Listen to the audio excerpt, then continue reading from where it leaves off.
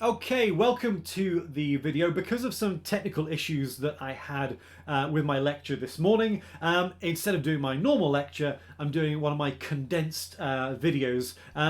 So this is sort of a shorter version of what I'd normally be talking about, considering the role of monuments and statues in the context of 19th century Europe moving into the early part of the 20th. For my students, if you're watching this, fingers crossed you are, we'll be picking up the themes that I'm exploring in the video in our Moodle platform, so there'll be a discussion forum there where we can pick this up. Although, of course, you're more than welcome to discuss this in the comments section below this video right here.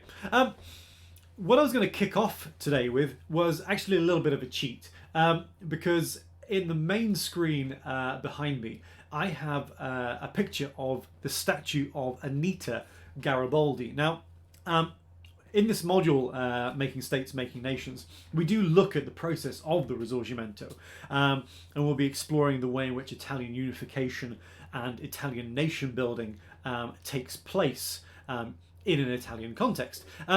However, this particular statue is a little bit out of our time scale. Officially, our module sort of wraps up as we get into the first of the two world wars. This statue was established a little bit later, 1932. So that's why I'm cheating a little bit. And so apologies for using something out of our formal time period. But it's such a good statue and a monument for dealing with some of the issues that we explore in relation to nationalism and how it impacts on the way in which historical figures and historical narratives are presented and packaged to an audience, and some of the reasons for that. So this is in Rome. It's not too far away from the Giuseppe Garibaldi monument, which I can show you.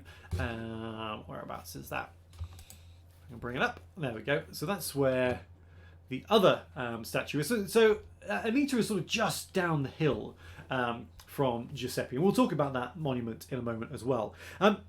This one I think is really interesting because of some of the narratives that it's conveying to audience. Anita Garibaldi, a very prominent figure in the Italian Risorgimento. How might we describe her? There's probably more mythology surrounding her in terms of importance.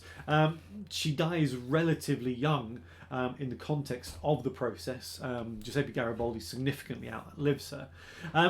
But nonetheless, she becomes a sort of almost a folkloric figure in Italian culture because of her contributions and associational relationship with Giuseppe Garibaldi.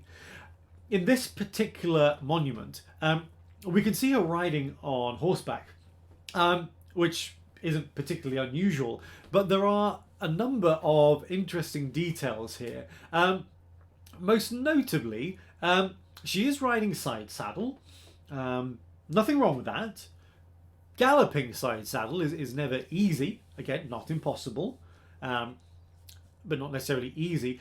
Galloping side saddle whilst holding a baby, presumably suckling a baby, again, not impossible, implausible maybe, but not impossible. But I suppose galloping side saddle while suckling a baby, whilst holding a pistol in mid-air, barely holding on to whatever notional reins that. I don't even know if this horse has reins. I don't think it does. I mean, it has a saddle notionally, but you know, there's no bridle shown on the bronze here. It looks like she's just holding on to the mane. You know, it's an image of impossibilities ultimately. When you put them all together, I think do each one of those in turn, separate of each other, it's entirely plausible. Stick them all together, it becomes far more high risk and unlikely.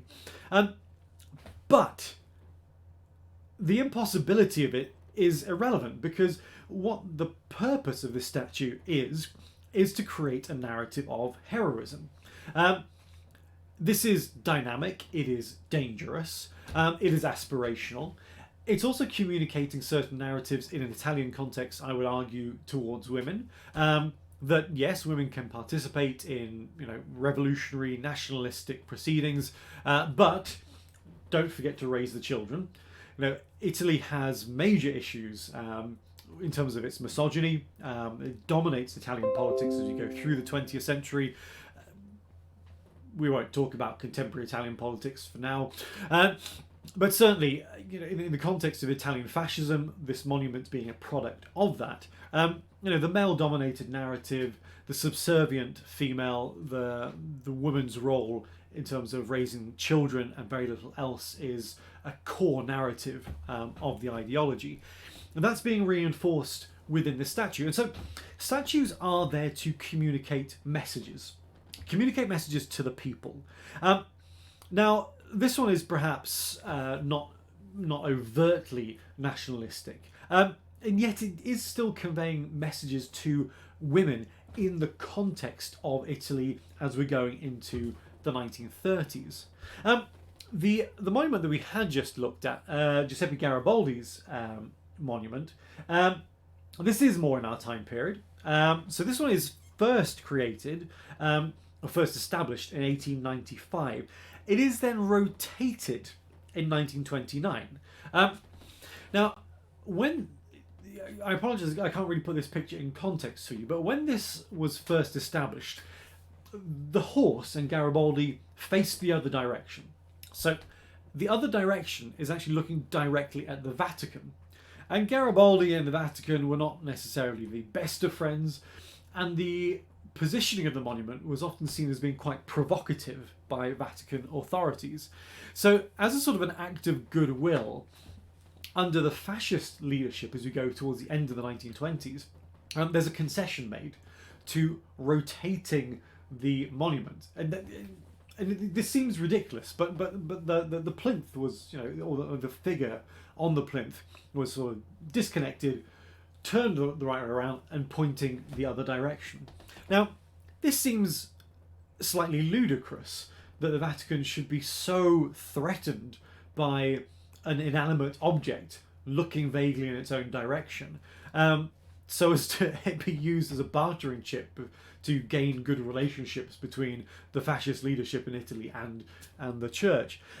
But what I think that does is reinforce the narrative of how potent the symbolism of statues and monuments are as we go out of the 19th into the 20th century. We have had a significant period of time by the point in which this monument is rotated, during which people, communities, politicians have been cultured to understand the power and the significance of monuments.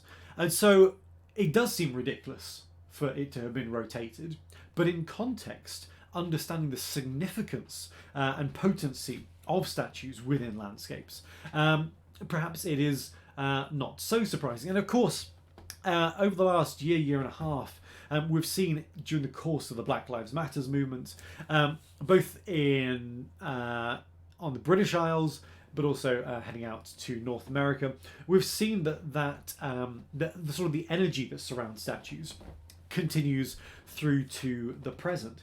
The pulling down, the decapitation, the symbolic drowning of statues in waterways, as we saw in Bristol, is really quite striking. It's telling us that people understand the importance and the significance of these monuments and their persistence in the landscape. But that's very much a product of the 19th century. The sort of the addendum to this little example is, in the eyes of some, this was sort of backfired, because now, rather than Garibaldi looking at the Vatican, it's now the horse's arse that's pointing at the Vatican. And you take your pick as to which of those things is better or worse. But that is the thing that now points directly towards the Vatican from the top of this hill. Now, I ask, why, in the context of imagined communities, and again, for my students, last week we had been looking at Benedict Anderson's imagined communities. I don't know where my copy is. There's my copy. Again, very battered. The cover's gone. It's been very well read over the years. But yes, what's left of it is there. Really useful book if you're interested in exploring the ideology of nationalism. Not a book without its flaws, but often a sort of a standard go-to book for students of nationalism, so well worth being aware of it. In that, we talked about communities and the way in which the narrative of nation is created and crafted. Now, why in that context are statues of significance? Just to put this one in context, this is taking things to a British setting. So we're in London here. This is 1822. I think this is the Achilles statue, which is actually a statue of the Duke of Wellington, or a statue commemorating the Duke of Wellington. It's clearly not of the Duke of Wellington, or if it is, it's a very generous representation of him. But nonetheless, that's the timescale for this example. So I ask, why, considered in the context of imagined communities, are these monuments built? I ask, why build them in the first place, and how do they feed the community? And it goes back to the point I was raising about Anita Garibaldi's statue, that it's statues and monuments are there to convey certain ideas to the community that is participating, willfully or otherwise, in the concept and the practice of nation. Nation and nation building is it's not passive. It's something that's quite active. It's often evolving and changing, and the addition of these sorts of monuments into landscapes really feeds into that. Now, this particular example ticks lots of boxes in relation to nation building. You have a commemoration of a war hero, which feeds directly into the narrative of dying for the nation, sacrifice of life in honour of the flag and that sort of thing. But you also have a striking manifestation of heroism here. Again, this is not a physical representation of the Duke of Wellington. This is the great classical hero Achilles. The physical prowess, weapons and so forth, but also in prominent locations. London's actually a brilliant one for exploring the geographical relationship between the audience that you have in London and its monuments. Many of them are in very high profile locations, and they dominate landscape. And landscape is a point that I'll come on to and develop a little bit later on in this video. But yeah, so heroism, dying for the nation. And the way in which these statues are working is subtly.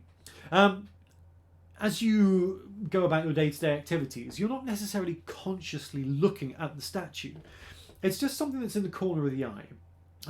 So you're off to go to work, or to the bank, buy a paper, whatever it might be.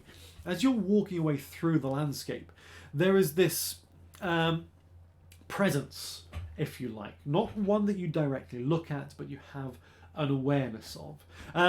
And statues are fulfilling a similar role today. It's why there's controversy about things like the Churchill statue. For those who are not fans of Churchill, every time they walk through a landscape in which there's a Churchill statue, there is this inescapable narrative that says, actually, Churchill was good. Celebrate him universally. Don't say anything other than that, because there's a statue which is telling you how good and perfect he was. And of course, that is another challenging aspect of statues, that they don't tell the complexities of narratives. Usually they, for purely functional reasons, they have a reading more often than not, or at least the commission of a monument or a statue had a reading in mind, and more often than not it is celebratory in tone. It's celebratory or commemorative of sacrifice, which I would suggest is, broadly speaking, celebratory as well. It's certainly a positive narrative. It's saying these people made sacrifices for you, and you should look upon them positively for what they have done. It's rare for statues to be erected to people for negative reasons, for negative achievements, if you like. It does happen. Certain locations associated with sites of genocide, for instance, you do see quite difficult, uncomfortable monuments and sculptures being introduced. Nanjing, for instance, site of a major massacre in the early part of the 20th century. I know there are very uncomfortable monuments there, but that's more from a different time period. It's certainly not something we'd expect to be seeing in a 19th century context. Maybe latter part of the 20th, quite possibly. Not so much for our time period, which of course is this formal birth and acknowledgement of the potency of nationalism. So that deals with some of those questions to an extent in terms of why build them.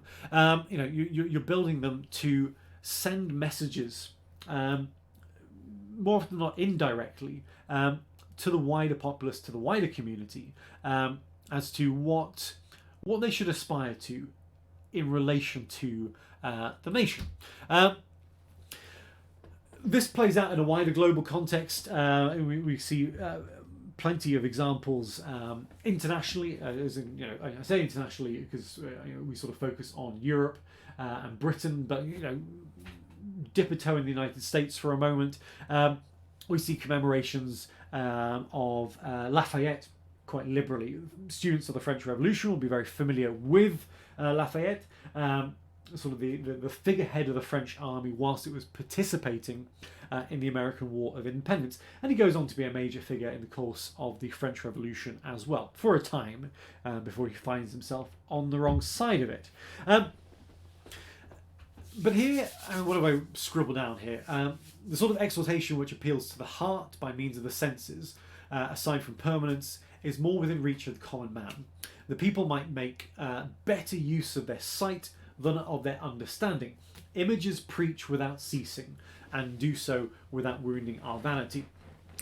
So I think that's a really interesting and quite useful reflection on this sensory aspect that statues provide. Statues, and to a lesser extent monuments, more generally speaking, are they're sort of a social leveller, if you like. They, by and large, they don't require literacy. They don't necessarily require formal education towards some sort of high levels. So it doesn't demand university education, for instance. Statues, especially in the 19th century context, when there's not that much in terms of abstract expressionism coming through in these works, they tend to be focused on likenesses of people. Tend to be, not always, but that's sort of the norm that we're dealing with. They are accessible. I think that point comes through here, within reach of the common man. Generally speaking, we see these monuments in public places, public parks, for instance. They are designed to be accessible, both in form and location. So once again, the narratives that they are conveying to audience have that process in mind, have the idea of accessibility at the forefront of their design. So this I didn't just throw in for a little bit of colour to our discussion, but you see other examples of Lafayette here. In terms of what narrative is this conveying? Well, primarily it's conveying a celebration of the relationship between France and the United States. We actually saw this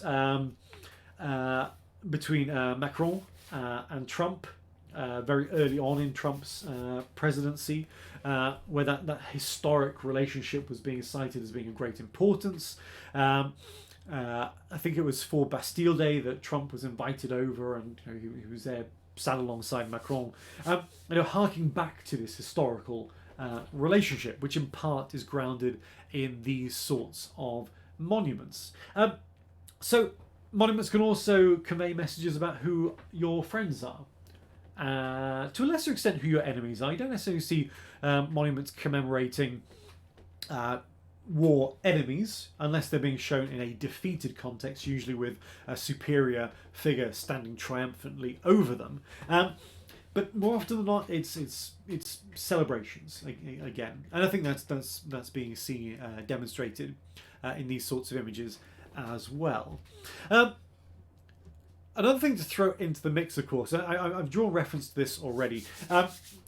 students who have gone through a couple of years with me will know I sort of obsess about space and place, and I appreciate space-place theory. Again, it's a touch dated, and it's far from without being contested, but I do like it, and I think there are good ideas within it, especially when it comes to statues. So this is sort of drawing on the idea of how things in landscapes influence that which happens around them. So again, statues and monuments don't just affect the immediate space that they're in. You know, you put a statue somewhere in the landscape. That statue will then go on to influence that which is around it. I talked earlier about the idea of the people on their way to work, people often to buy a newspaper or whatever else it might be that they are doing with their day. Influence is profound. And it's, again, one of the reasons why so many statues are contested, not just recently.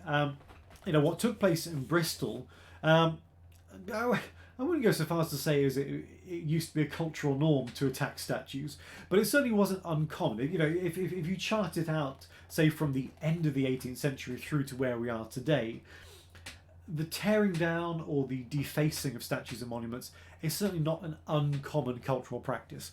I'm not sure I would go quite so far to say that it was a traditional practice to do so, but nonetheless, it is certainly nothing new. And that broader process of iconoclasm, which if time, I'll talk about directly a little bit later on. The broader practice of iconoclasm, you know, this is running back for centuries plus. You know, we see this in a Roman context, we see it in an Egyptian context. You know, there's plenty of phases of human history where the destruction of representative symbols of authority or faith or power is normal. So within these sorts of landscapes, the acknowledgement and the leaving alone of statues may suggest to us the power that exerts over the landscape within which it is found. Equally, challenging those narratives or attacking monuments and statues, or indeed replacing them, can often be read as an attack on authority.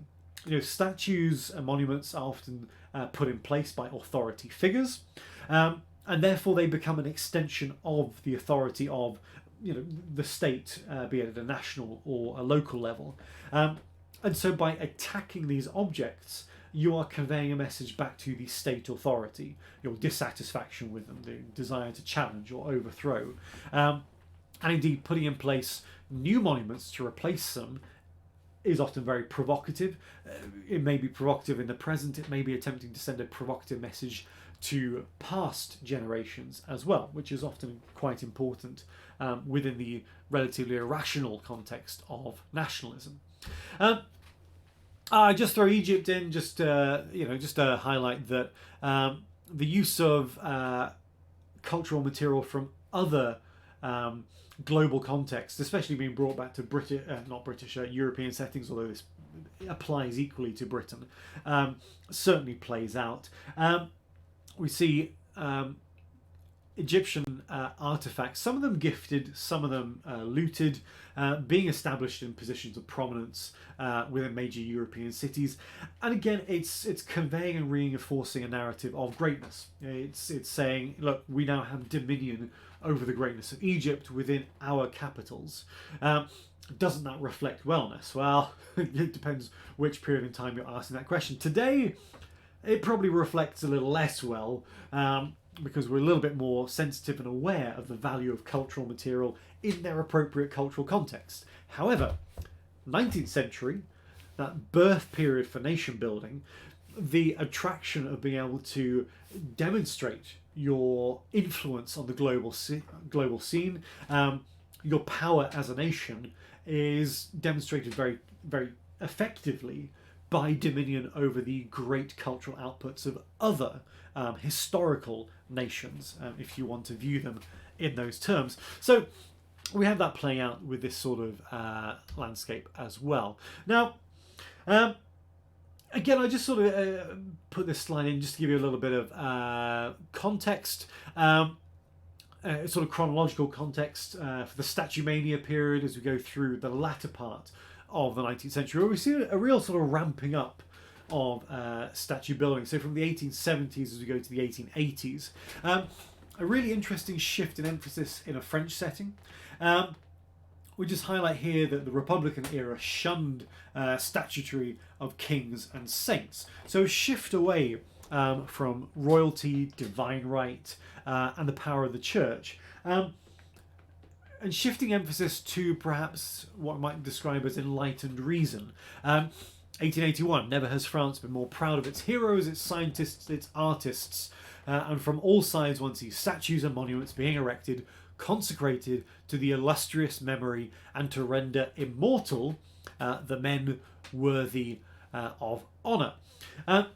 So we see this shift to the commemoration of cultural contributors who did so on their own merits, but again, it's setting a sort of an aspirational tone for members of the national community. It's saying, don't look up to kings and the church. The reason that they are in positions of authority is for spurious, superstitious reasons. Let's, as a nation, look towards those who achieve their status on merit for their contributions to the sciences, to the arts, to philosophy. We have Rousseau in the background there. Rousseau's statue is titled underneath his feet. You can't see it because I'm in the way. But that shift is important because, as I stress, it highlights where the architects of these statues want the nation to go, what they want the nation to aspire to. But again, you cast this back a few decades, the cultural landscape of France would have been awash with manifestations of royalty and clerical figures, because we were coming out of the sort of the last days of the restored French royal family. After its restoration following the French Revolution, it sticks around for a decent spell, a good few decades, before disappearing again for the final time. But this shift in emphasis does highlight the way in which, again, elite figures, the point I raised at the very start of this, that the people controlling which statues are going to be erected, which statues are going to be removed, royalty replaced with Rousseau, that flows. It's still a relatively speaking narrow selection of individuals who are making that decision on behalf of the people. And even where we see examples of the people being encouraged to participate in the process, voting, for instance, for who should appear in the statues of the nation, often that is subverted as well. One of the great examples, and I don't think I have included it in this particular session because I use it in another session, the Marble Hall of Heroes in Cardiff, a sort of a commemoration of great Welsh heroes, or heroes of Wales. That was notionally based on a public vote, but many of the figures who ended up being represented in that hall weren't actually voted for. So even when there's a sort of a pretext of public involvement in the selection of national heroes, the ruling authority will often step in and actually say, well, actually, the people voted for this, but what they should have voted for was that, and it's the that will give them. Memories of Boaty McBoatface, yeah?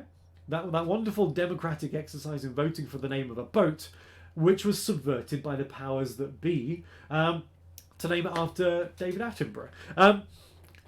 A daft example, but it illustrates the point quite effectively. And I'm glad that we managed to get Boaty McBoatface into this module, even if it's for slightly spurious reasons. Now, I talked about location of monuments, and I would contest that it's probably more the location of monuments which is of importance above and beyond their actual manifestation. Highlighting this example, so I stress that in the quote, the placing of statues in a village, town or city indicated an attempt to establish hegemony for the ideas represented by the monument. And earlier in this module we've talked about the idea of hegemony and hegemonic control, the sort of the changing of the cultural landscape to shift public attention and public perception in such a way as to accept certain narratives about what the community or the country that they participate in should be about, what they as individuals should aspire to. Hegemonic control manifests in lots of different ways. The most common form being through language control. Again, in our time period, we see this in relationship to control over, for instance, the Gaelic language in Ireland, where the language of commerce was forcibly shifted to English, forcing people who wanted to make money in Ireland to adopt the English language as their language of trade. And so, sort of for economic reasons, forcibly shifting Gaelic from the sort of the cultural day-to-day practices. That's an extension of hegemony. Similar sort of thing in relation to the Welsh language in Wales. And so this is an extension of it. This one particular example, a statue to the Republic in Lyon, next to a railroad station. So as we move through the French Revolution, or French revolutions, and the shift in emphasis moves from monarchs to representations of the nation, or representations of the Republic, and we see this manifest in figures like Liberty and Marianne in a French setting. Arguably, the manifestation is by the by. It's the location which is more important. You put a statue like this right next to a major routeway, a railway station, lots of passing footfall, lots of traffic, lots of people. The image that they're going to be confronted with, perhaps on their daily commute to work, is a manifestation of the Republic, rather than a representation of a monarch, for instance. It's where currency is important. You know, every time you there we go. We have some over here, a slightly battered £20 note. This is hegemony of a sorts. I know we don't really use paper money anymore. This used to be worth 20 quid. It's probably without value now because you can't take it into shops and spend it. But every time you used to take one of these into a shop, you would be going through your wallet and you would take out a manifestation of the crown. Yes, the Queen is there on every single piece of currency. And so this tells you unconsciously, because you're not looking at it and thinking, oh, there's the Queen. And the same with your coins. Every time you take it out, it's like, there's the Queen, there's the Queen, there's the Queen again. That's not how it works. It's an unconscious, constant reinforcing of the narrative that you are part of a community which has this as your figurehead, and you don't question it because you don't. This is an everyday throwaway item in the sense that this is something you look to exchange. You don't look to keep the money for emotional reasons. You use this to exchange it for goods and whatever else it might be. But every time you do, it conveys a certain narrative of the nation. And in a British context, that is the crown, the Queen. This is something of importance and should be respected and so forth. Same thing with these statues. It's an unconscious control of your day-to-day experience and the landscapes in which you move through. So it is subtle.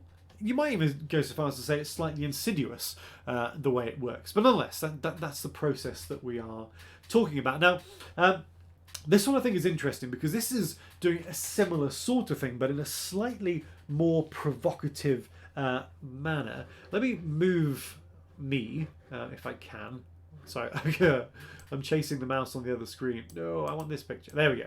Let me move me over there just for a moment. So, Monument de Raymond, Le Monument de Mort, the Monument to the Dead. So I can move that back for now. This monument established, I think this was, just checking my notes, 1870, this one.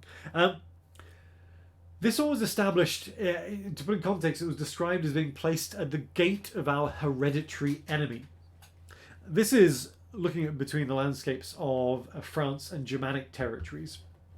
And it's a commemoration of war dead. It's sort of a classic war memorial in many respects. It has the it's difficult to make out in this image, but you can see the sort of the reclining, falling figure, a figure who has sacrificed their life for the nation. Anderson's dying for the nation coming through once more. They're standing next to a flag, representation of the nation again. But it's the geographical positioning of this. This is very, very close to the French border. And the question mark over this is, was this a message for participants of the community in which it was created?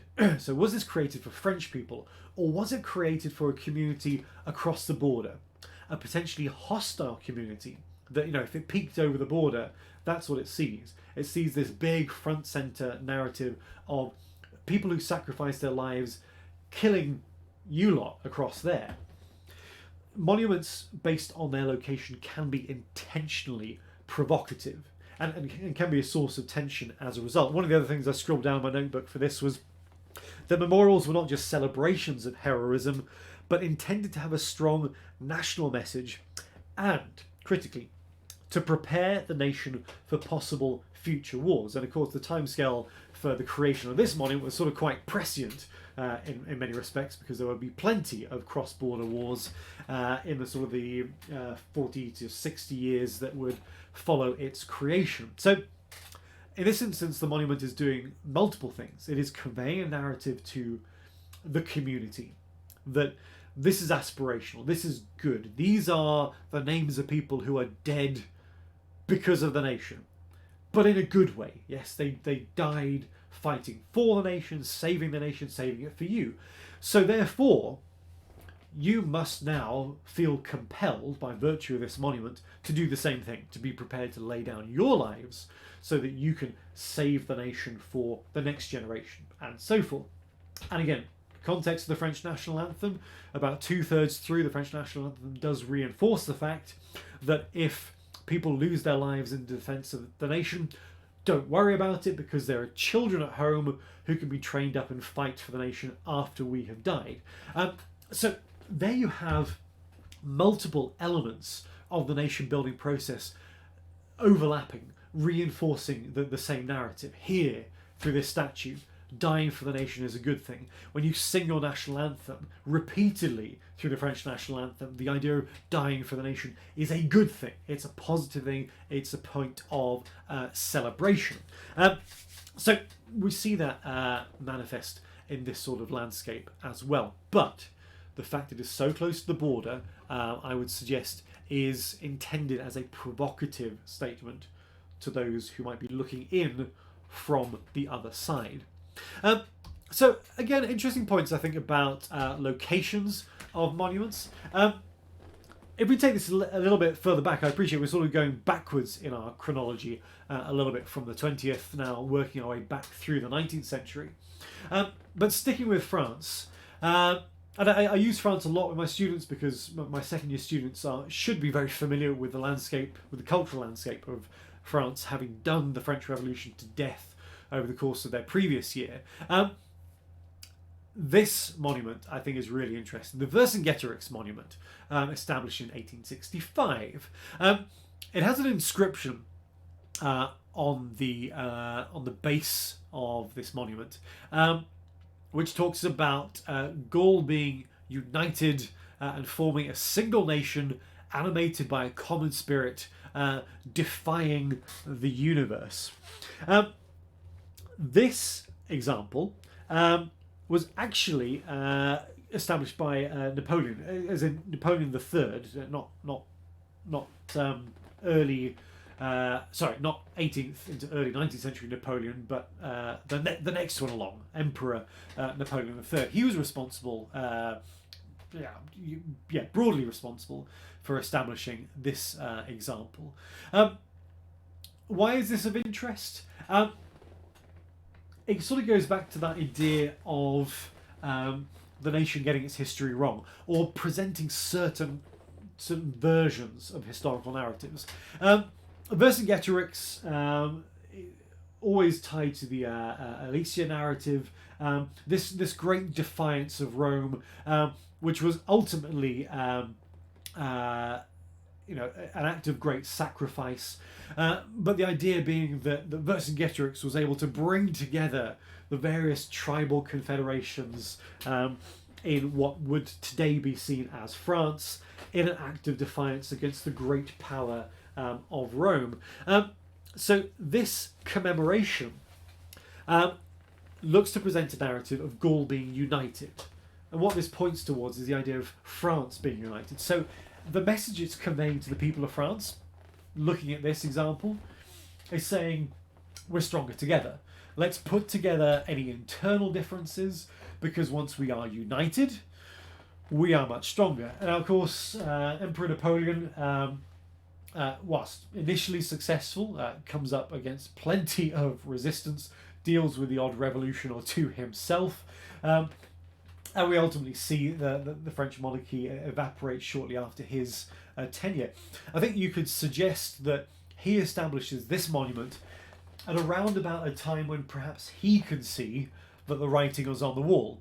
And I think you can make a decent argument to say that he's introducing this sort of monument into the French cultural landscape as a means of communicating to the people of France that France is better united.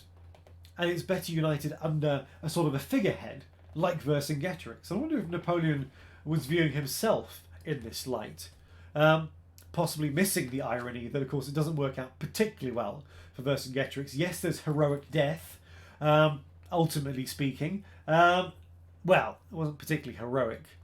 The actions were heroic. His death was a little less so. His death was fairly ignominious, I suppose. But the intention was perhaps to die valiantly and in honour of the nation. But it's just conveying that message of unity. And of course, the getting the nation's history wrong bit is there in relation to the idea of a united Gaul.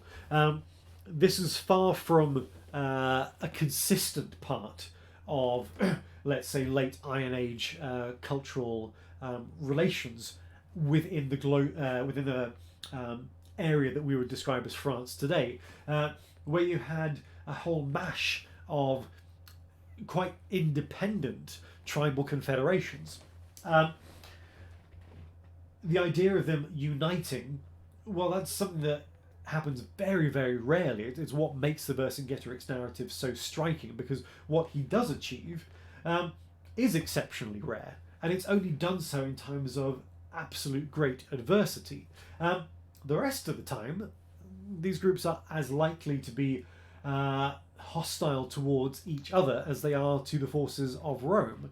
And I apologise if I'm generalising a little bit too much, but I suppose the point I'm trying to make is that the idea of a united Gallic identity only works if you really cherry pick your history.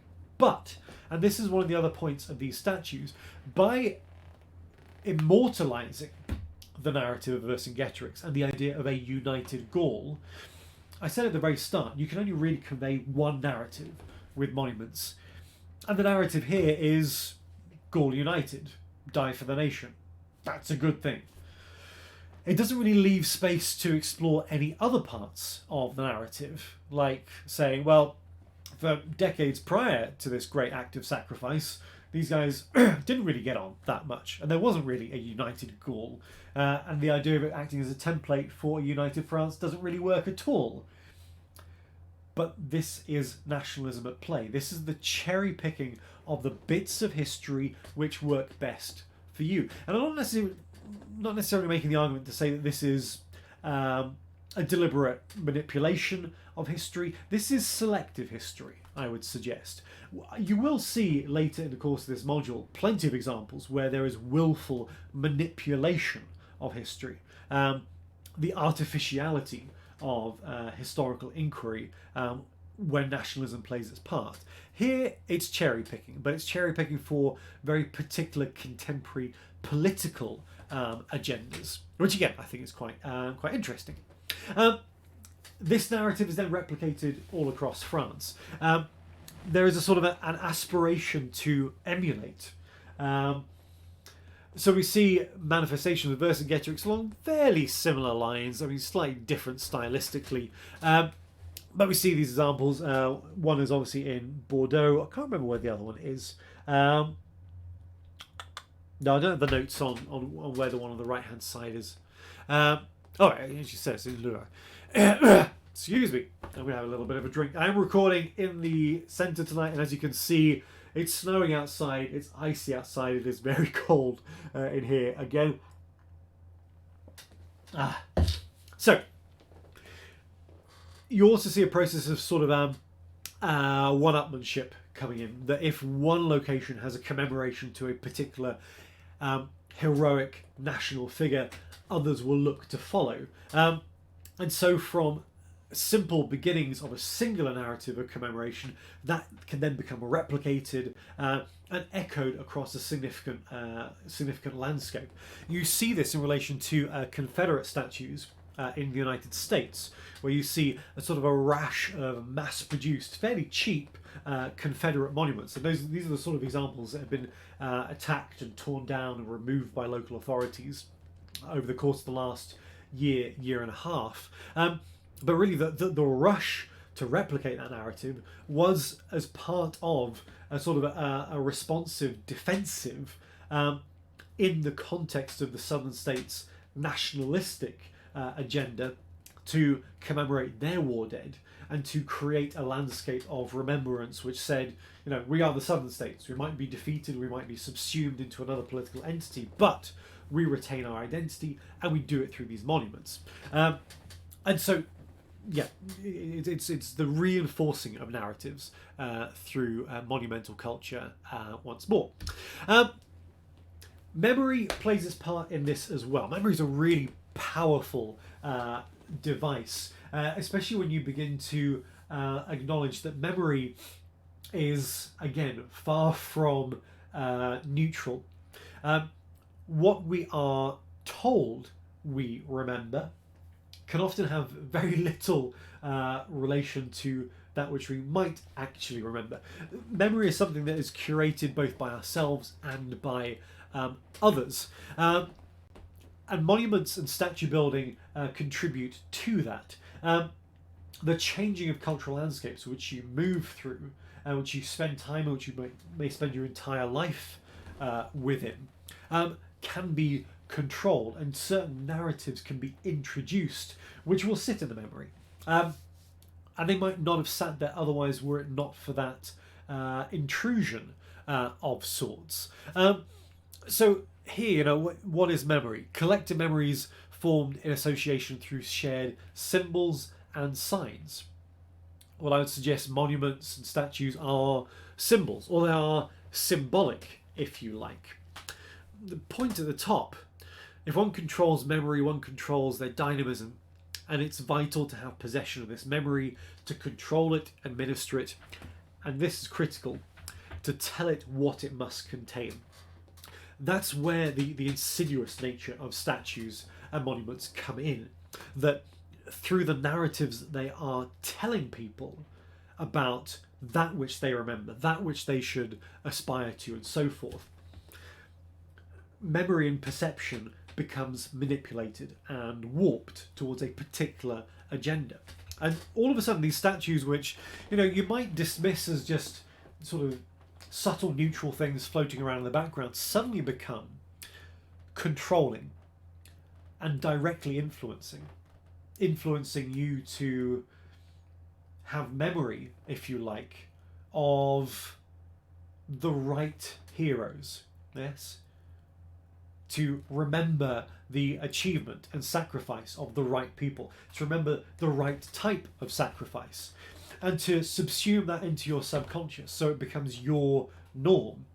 And again, we do this with a whole host of historical figures that we celebrate and we put into people's day-to-day experiences. I say we, because in part it's something that we're still doing today. Of course, its peak was in the latter part of the 19th century. And then we have this process of counter memory where those narratives are contested, but that's something perhaps for later on. in part, that's dealing with the narrative of iconoclasm. And again, stressing here, statues were such powerful symbols that their destruction was nearly imperative as a means of affirming allegiance to a new regime. And so as we move through that really tense period of European history, the 1830s through to the 1840s, here, the Municipal Council of Marseille decreed, it's Marseille, it doesn't take much prompting for them to start smashing shit up, but the Municipal Council of Marseille decreed the immediate eradication of the fleur-de-lis and other emblems of previous government. So the fleur-de-lis, of course, absolutely synonymous with the power of French monarchy and the royal family. So to remove and smash up those symbols, it's doing multiple things. It's saying there is a new regime, there's a rejection of the old, but it's also controlling the memory narrative. You eradicate these symbols that are above me here. You eradicate those things, you suddenly change the landscape in which people live, spend their time in, and remember. You can actually change the way in which people remember landscapes by changing the monuments within them. If you smash up, remove, put into storage all of the fleur-de-lis symbols, how long does it take for people to forget that those symbols were there in the first place? If you get some dominant commemorations of the nation, the state, heroes of the nation, Garibaldi, for instance, how long does it take for that to become the only thing you remember? Memory is selective. And memory is very easily corrupted or directed, if you like. Statues play a major part in that process. But again, it's highlighting why their destruction is so important. Now, my students know I like to Welshify things. And this is me Welshifying this course, but it is done legitimately. Charles Morgan, interesting figure in terms of the history of South East Wales. If you go into our urban industrial landscapes and start exploring the narratives of the Chartist Rising, for instance, Charles Morgan, really quite interesting, because for a brief time there was a statue commemorating Charles Morgan. You've got the timescale here, 1850 to 1860. When his statue was originally located, it was sort of right in the centre of Newport, a really prominent location. And it was done so in part acknowledging his achievements, one of those achievements being assisting in the defence of Newport in the face of the Chartist Rising. Now, I don't really have the time to go into what the Chartist Rising was if you don't already know what it was. Shorthand version of the Chartist Rising, a political revolt, let's say, rather than revolution. Political revolt, doesn't quite go as far as revolution. Looking to sort of change the constitution, if you like, focus on voting rights in particular, sort of looking to change the nature of democracy, or indeed introduce something more recognisable as a form of democracy. One of the biggest outbreaks that we have of this is in Newport in southeast Wales. As we go into 1839, we have a very violent outbreak between state authority figures and Chartist protesters. Many Chartists die, probably more so than we have on record. And it's presented as an insurrection. It's presented as a violent rebellion against the state and something that was very dangerous. Over time, the Chartist Rising has been looked upon far more favourably. There are annual celebrations of the Chartist Rising today. When John Frost, who was one of the architects of the Rising in Newport, returned to Britain following his period of transportation, that was the punishment that was afforded to some of the leaders of the Chartist Rising in Newport, when he comes back from his time in exile, he comes back as a hero. He is celebrated in the landscape in which he was arrested and cast out. Around about the same time, Charles Morgan's statue disappears. And I think you see a direct relationship here between a time in which Charles Morgan was quite popular because the prevailing attitude was Chartism was a bit dangerous, shouldn't necessarily be promoted, should be sort of pushed to the sidelines, and those who defied Chartism should be celebrated, Charles Morgan being one of them. When John Frost comes back, it's not long at all until Charles Morgan's statue disappears, and what you see is a changing of the landscape, one in which focuses more on celebration of the Chartist leaders. For a long period of time, Newport had a square named after John Frost, imaginatively named John Frost Square. It's not there anymore, it's underneath a fairly garish shopping centre, which some people shop at. I won't get distracted by that just now. So, years after the event of his statue disappearing, in 1992, Charles Morgan's statue comes back. And it's done in a way that sort of still acknowledges his importance. Charles Morgan was a major sort of benefactor to the town, established schools, established markets, put a lot of money into the town. So there are lots of things that you can say which are positive about Charles Morgan. Yet when he was reintroduced to the urban landscape in Newport, his position was of far less prominence. He was sort of tucked away around the corner, away from the high street. It sort of allowed for the statue and his story to be acknowledged, but nowhere near as prominent as it used to be. And roughly speaking, roughly where his statue used to be, you saw a new commemoration, a late 20th century, more artistic interpretive work celebrating the Chartist Rising, and that became the sort of the front and centre of Newport's monumental landscape. But what it was an exercise in control. You had a point in time, around about the midway of the 19th century, where the dominant narrative was Chartism bad, people who defied it good, and these are the things you should look up to. And then politics changes. The mood of the community shifts to one of celebrating Chartism and turning quite hostile towards those who defied it, to the extent of making Charles Morgan disappear for a time and removing his narrative from memory. John Frost Square, by virtue of being a square surrounded by shops, something that people went through on a day-to-day basis, it was right next to a bus station, so every day people would go through from the bus station to their places of work or to their places to the shop through John Frost Square, where every single time they go through it, their memory is being reinforced. You're going through John Frost Square. John Frost, good. Chartism, good. Democracy, good. Yay! I'm getting overexcited. Apologies. The point of this is it controlled memory.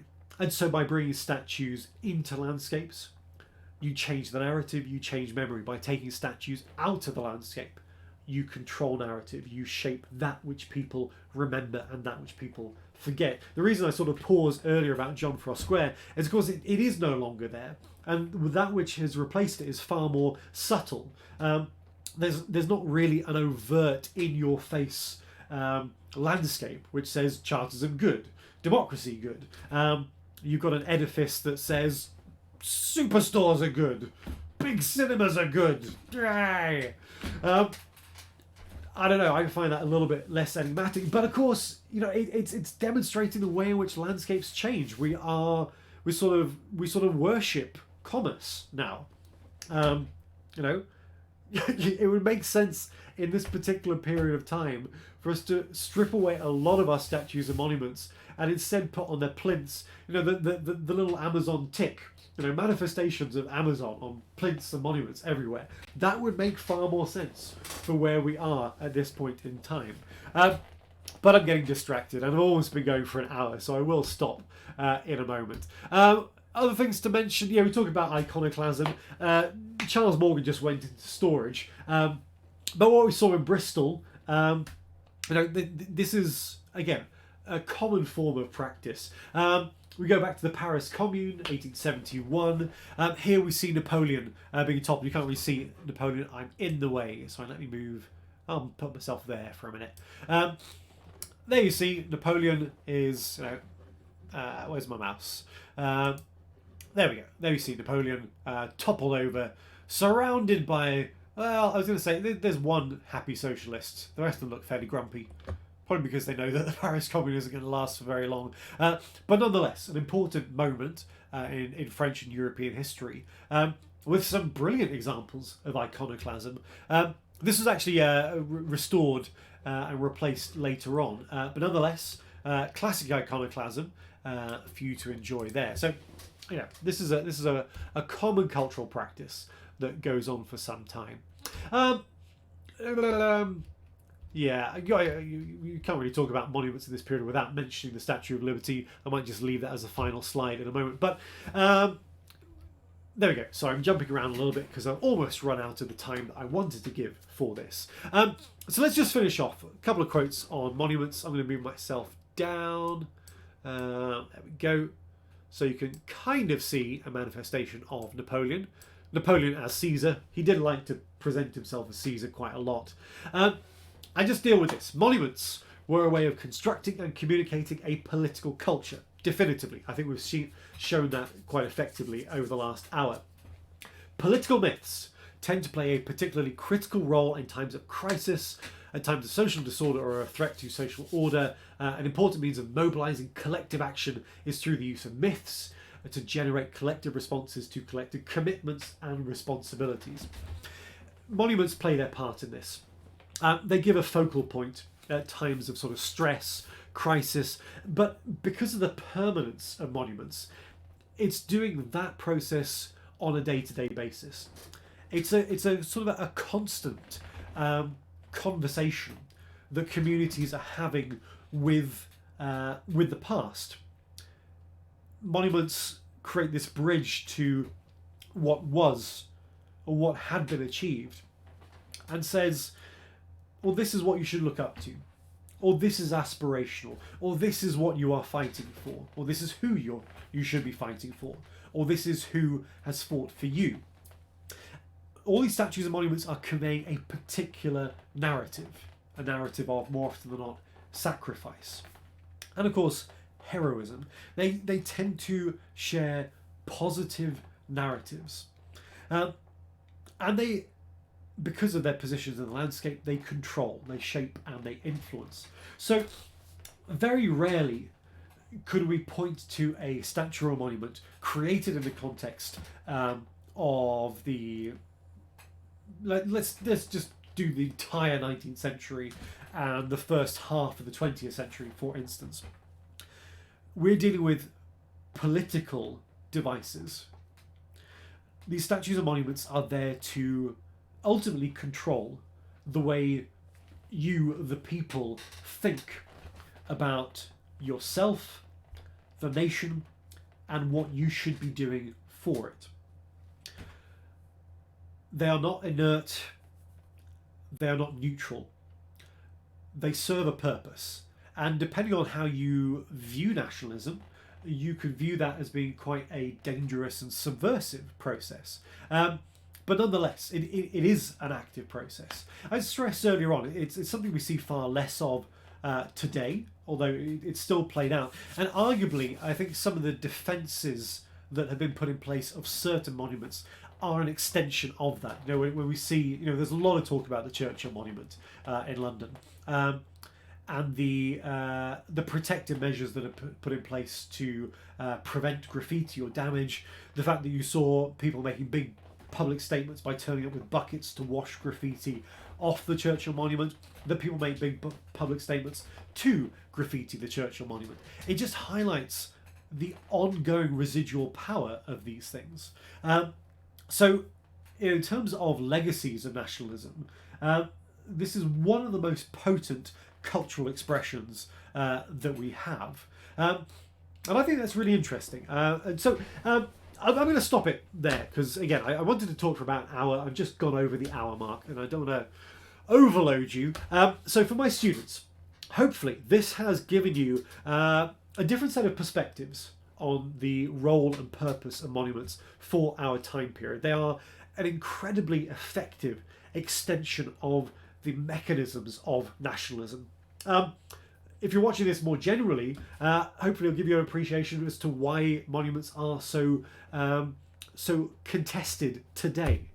because they are born out of a context, or at least a lot of them are born out of a context or a legacy of attitudes towards nation building and nationalism running through the 19th century, which then sort of echoes out and is replicated as we move through the 20th century.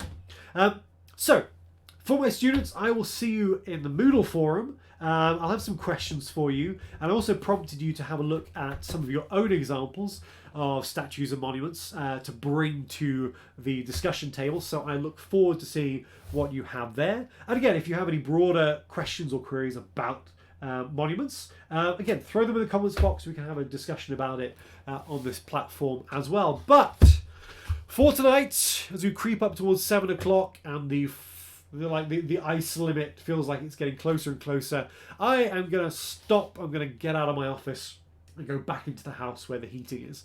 So, hope you guys enjoyed that. For my students, I will see you in class next week, and fingers crossed there will be no more technical issues. So, see you then, guys, and look forward to your thoughts and comments.